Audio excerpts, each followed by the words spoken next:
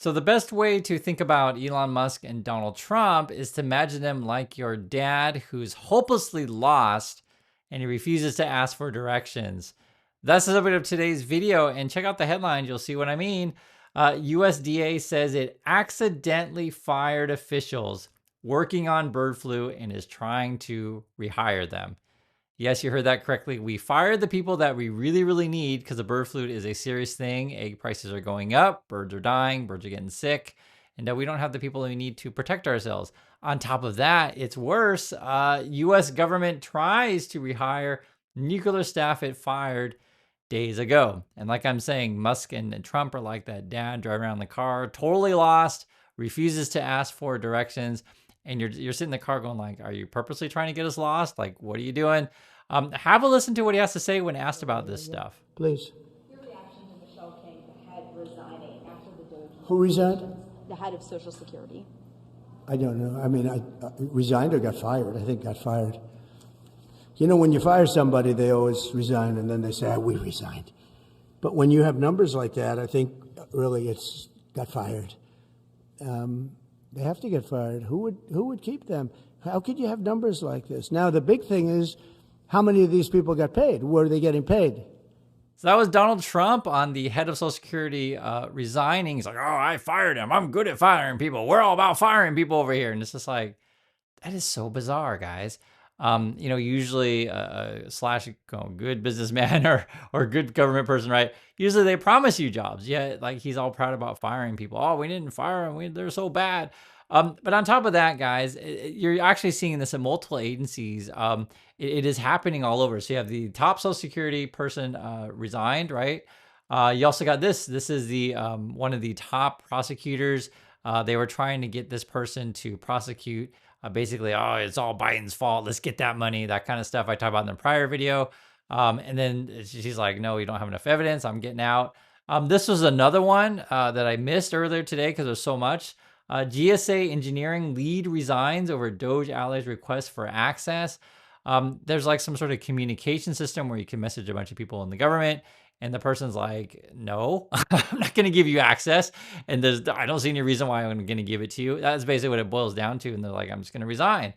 And then on top of that, Trump is now doing executive orders to try to take control of more of these agencies. It's like the Federal Election Committee, the Communications, SEC, Cybersecurity and Exchange. And then on top of that, it's going to be the VOT guy who's going to be stepping in to sort of monitor these agencies. They want to put in a White House liaison and all these different agencies. Basically, they want to politicize and take control of agencies that shouldn't be political. What I mean by that is like, guys, it's in all of our interest to have, say, for example, election committee to be completely nonpartisan. Your job should be just to count votes. That's all it does, and make sure it's done fairly. And I think it's in all of our interest to do that. Same with Security and Exchange Committee.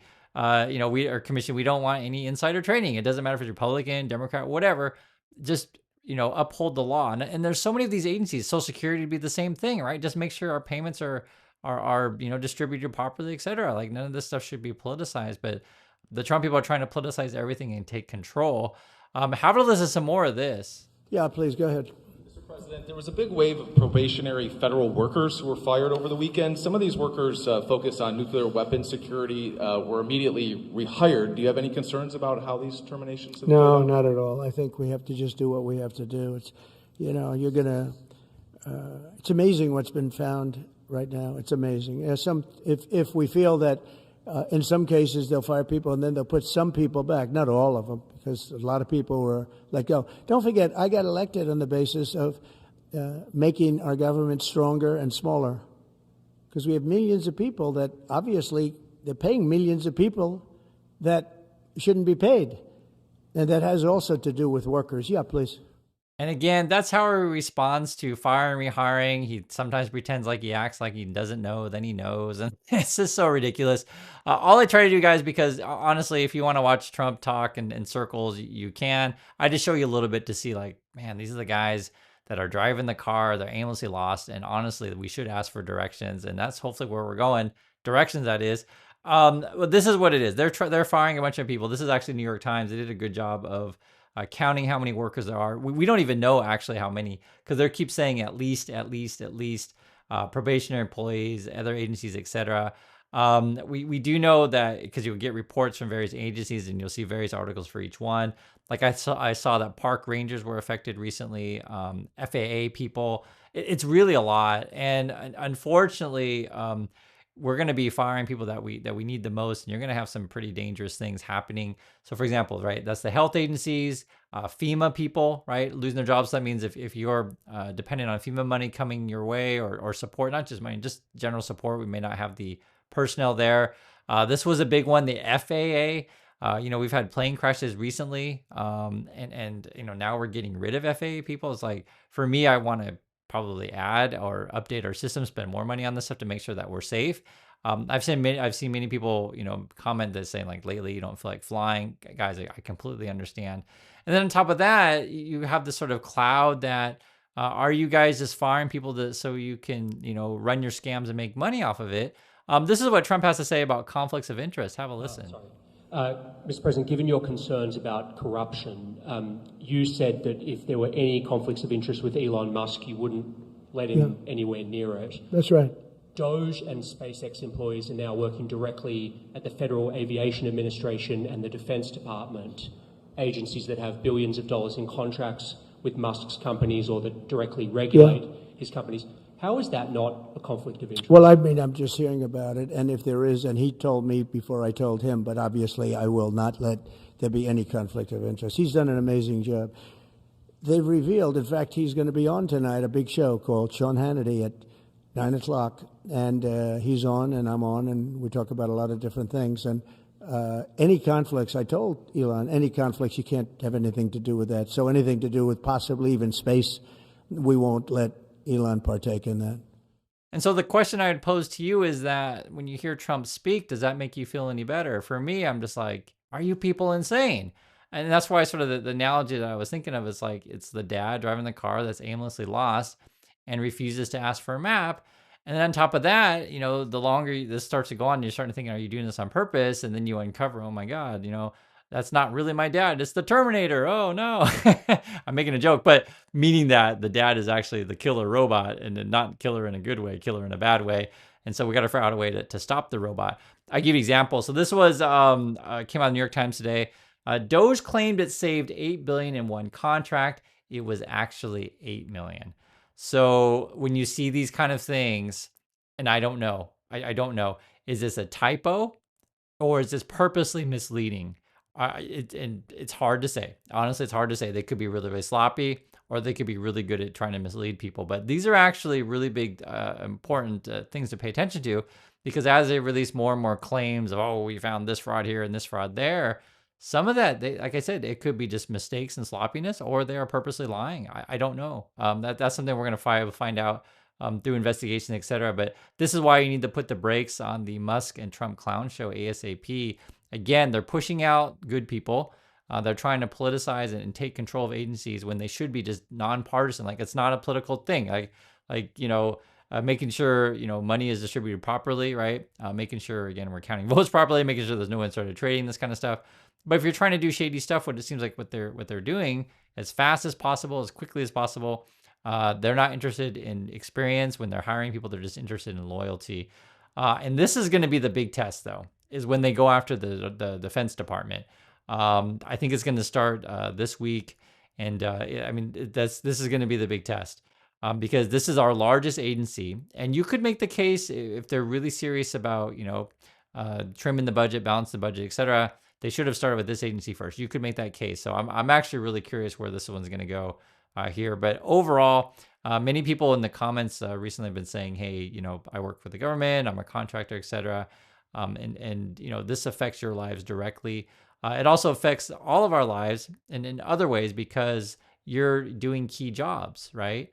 And I think the thing that really bothers me about this whole stuff, and there's a lot of things that bother me, but it's this idea that way Musk and Trump talk, that, these aren't really human beings. These are evil people working in the government, like stuff like that. And I'm just saying, like, when I go to the parks, I'm just using example of parks, because I know we have park rangers in our community. Like, I'm happy to talk to the park rangers. Like, seriously, it's like, hey, how's it going? Can you tell me about the park and how's everything, and stuff like that. It's like, these aren't my enemies. The same way, like if you have a disaster and FEMA workers show up, you're actually pretty happy to see these people, right? Or, if there's someone, and I talked about, say, the Consumer Financial Protection Bureau, which I think is a really good one. If someone cheats you, at the bank, and like you have someone to call, it's a good thing. And it's any number of agencies that are there to protect you. Or same with like the election, like you want, fair elections. But the way that I see that, the way that Trump and the Musk are doing it is just like, they don't want a smoothly properly running government at all. They want to find ways to, make money off this stuff. Obviously, we have massive conflicts of interest with Elon Musk, but he needs a way to save himself. I'm just giving his point of view. And I noticed they give a Fox interview. If you want to watch it, you can, but I'll just tell you the gist of it. They just try to pretend like Elon Musk is this greatest genius of all time. That's basically what it is. And it's just a bunch of nonsense. Anyone who's followed the Elon story, you'll know. And this is something that they'll don't do enough of. If you just ever listen to Elon talk uncut, and you can hear it in some of my videos, you'll be like, how is this guy a genius? And it's actually really quite funny because and I challenge you guys, for anyone who out there who thinks Elon's a genius, find your friends who are actually engineers and ask them what they think about Elon's tech, and they'll tell you the truth. Usually the people that are pumping up Elon are people on Wall Street. They're not really techie people. They're just people that pump up the stock, right? Or there's a lot of people out there who are paid by Elon to say nice things about him. So that's sort of how this game is played. And yeah, but I think the Department of Defense is a big one. And then you have this story, which is a really big story. You can see China's holdings of U.S. treasuries fall to lowest level since 2009. So China's been dumping U.S. debt for a while. This is a chart here. Japan still holds a bunch of it. UK, I guess, is buying a bunch of U.S. debt. But yeah, China's dumping it. And I think we may have a real serious issue here. And just to talk logically, if Trump is out to, say, cut a whole bunch of taxes, right? So basically, you're cutting revenue to the government to give your billionaire tax credits. Then you got to figure out, okay, how can I make this budget work without going into massive deficit spending? But the issue is like, if there's no one to buy your debt, then the cost of the debt is going to go up, right? Because a lot of people are going to be like, okay, fine, we're all dumping bonds, and suddenly the government's like, okay, well, who wants to buy our debt? And it's going to cost us more. That's going to be, the borrowing costs are going to go up. And it's going to cost the government more. It's going to exacerbate the problem. And so the more that you feel like Trump is going to mismanage the economy, the worse that it gets. It kind of just spirals in a negative direction. And so that's why I'm showing you this chart here where China's dumping our debt. I think maybe they're getting out of U.S. debt, going, whoa. And there was actually, and I haven't seen it yet, and if you guys can let me know if you've seen it, I just haven't seen it yet, but there was actually talk, if Trump were to go into office, that the USA's credit rating would actually go down. So I think that's a real thing as well. I know we haven't talked about the economy specifically so much in the recent videos because there's been so much chaos going on. But I just want to say, like, for all these things, it does have real ramifications. You're talking about real people's jobs. You're talking about instability in the country because you're talking about jobs that are like key to our national security, and you can define that in any number of ways, be it economic, be it our health, et cetera, right? Or just being like literally national security of like defending from aggressive nations that don't have our best interests at heart. And then the other issue as well is like the way that Trump and Musk are doing it, they're only picking people that are loyal to them, not particularly qualified. So like the situation keeps getting worse. Plus, I'm not uncomfortable with who's driving the car. And as I told you, we figured out, it feels like that it ends up being the Terminator. They're out to kill us essentially. And you're like, oh my god. And I know, guys, I make jokes about this kind of stuff, but just I don't want to be crying every single day. I just try to keep you informed. But that's what's going on. I want to hear your thoughts, and I'll catch you all in the next video.